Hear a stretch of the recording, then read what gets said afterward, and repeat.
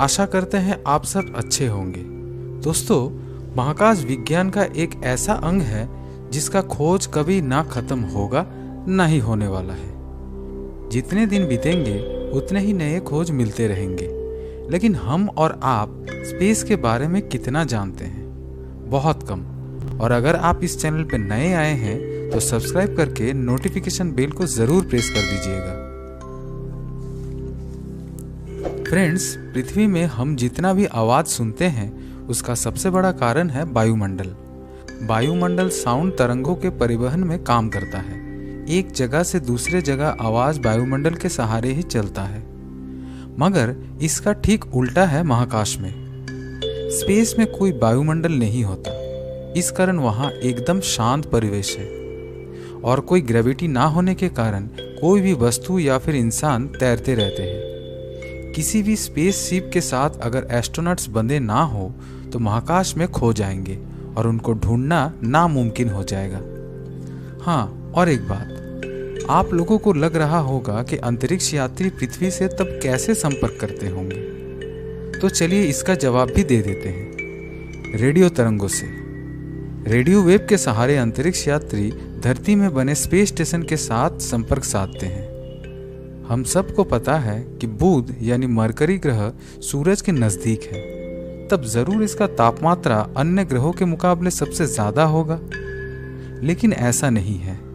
Mercury में वायुमंडल proper ना होने के कारण सूरज से निकला तापमात्रा वहां नहीं रुकता, बल्कि वापस फैल जाता है। सौरमंडल में सबसे ज्यादा टेम्परेचर होता है वेनस में। शुक्र ग्रह में कार्बन डाइऑक्साइड होने के कारण सूरज से निकला गर्मी वायुमंडल के अंदर ही रह जाता है, बाहर नहीं निकल पाता। इसके कारण वहां तापमान 462 डिग्री सेल्सियस रहता है, जो कि सौरमंडल का सबसे गर्म ग्रह है। दोस्तों, धूमकेतुओं को देखना किसे नहीं पसंद है। हमारे स्कूल में हेलेस कॉमेट के बारे में सुना था। उसके ऊपर हमारी उत्सुकता तभी से बढ़ी। लेकिन अपने आंखों से देखने का सौभाग्य शायद हम कम लोगों को मिला होगा, क्योंकि ये सामान्य धूमकेतु नहीं है। हर 76 वर्ष बाद ये पृथ्वी से दिखाई देता है। पिछली बार इसको 1986 में देखा गया था और अगली बार 2061 और 2062 के बीच किसी एक समय देखा जा सकता है। सूरज हमारे सौरमंडल के केंद्र में है और इसी को चक्कर लगा रहा है पृथ्वी और सब ग्रह। वैज्ञानिकों का मानना है कि सौरमंडल के ज्यादातर ग्रह, एस्टेरॉइड्स और कई चीजें हैं जो सूरज से टूटने के कारण बने हैं, यानी ये सब सूर्य के अंश हैं। लेकिन क्या आपको मालूम है, सौरमंडल के अंतर्गत जितने ग्रह, उपग्रह, एस्टेरॉइड्स, धूल, गैस, इन सब का लगभग मिला के जितना द्रव्यमान निकलता है उसका 99% सिर्फ सूरज का ही है। इसी के कारण सूरज का ग्रेविटेशनल फोर्स ग्रहों के ऊपर इतना ज्यादा काम करता है। ब्रह्मांड कितना विशाल है इसका अंदाजा लगाना मुश्किल है, और इस ब्रह्मांड में कितने आकाशगंगाएं हैं ये भी खोज के विषय है। लेकिन कुछ के बारे में जानकारी लगाया जा चुका है, जैसे कि एंड्रोमेडा, मिल्की वे, वर्लपूल और कई गैलेक्सीज। इनमें से मिल्की वे गैलेक्सी में है हमारे मध्यम वर्गीय तारा सन। खोजकर्ताओं के मुताबिक अब तक 125 बिलियन गैलेक्सीज को देखा जा सकता है या फिर इनके बारे में पता लगाया जा सकता है। और हमारे मिल्की वे आकाशगंगा में 100 से 400 बिलियन तारे हैं। पृथ्वी से सबसे नजदीक में स्थित स्पाइरल गैलेक्सी है एंड्रोमेडा गैलेक्सी। एंड्रोमेडा जैसे कुछ और गैलेक्सियों के बारे में आपको हमारे इस चैनल में मिल जाएगा। अब आते हैं पृथ्वी से सबसे दूर में स्थित गैलेक्सी GN-Z11 पे। ये सप्तर्षि तारा मंडल के अंतर्गत हाई रेडशिफ्ट आकाशगंगा है, जो 32 बिलियन लाइट ईयर्स दूरी में स्थित है।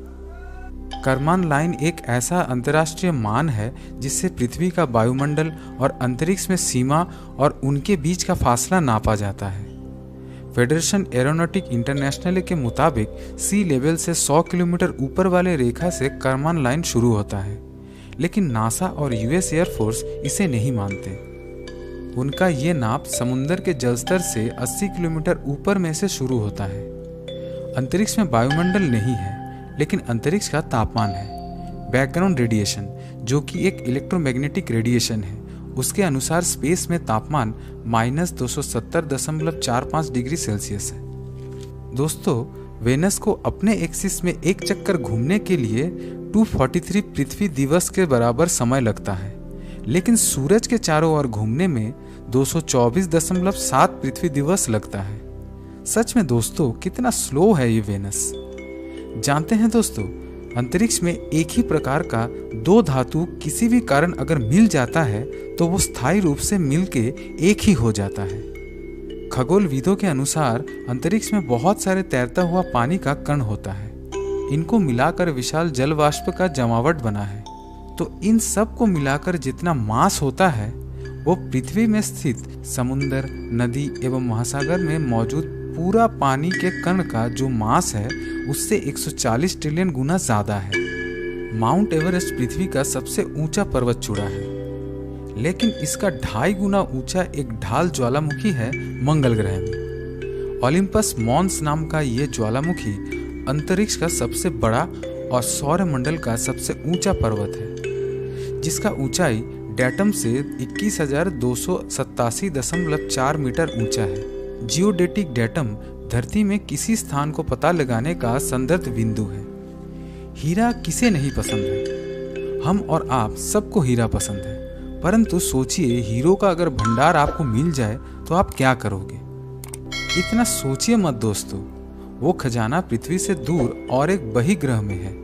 55 कैनक्राई ई नाम से एक्सोप्लैनेट 30 अगस्त 2004 को खोजा गया था। अधिकांश भाग कार्बन से बना इस बहिर्ग्रह में मौजूद 1/3 पदार्थ का द्रव्यमान, तापमान और दबाव के कारण हीरा में परिवर्तित हो चुका है। 55 कैनक्राई ई नाम का बहिर्ग्रह 55 कैनक्राई ए नाम से बना एक तारा का चक्कर लगाता है और सबसे पहला खोजे जाने वाला ये महापृथ्वी का व्यास हमारे पृथ्वी से 2 गुना ज्यादा है। अंत में एक और मजेदार तथ्य आपके साथ शेयर करता हूँ। नासा के द्वारा स्वीकृत सूट का कीमत इतना $। है। सूट का कीमत इतना क्यों हुआ जानते हैं? बैकपैक और कंट्रोल मॉड्यूल के कारण, जो कि इन पूरा कीमत का 70% है। तो दोस्तों, ये था आज का फैक्ट्स। फिर मिलते हैं अगले एपिसोड में, लेकिन जाने से पहले वीडियो को लाइक और शेयर करना ना भूलें। धन्यवाद।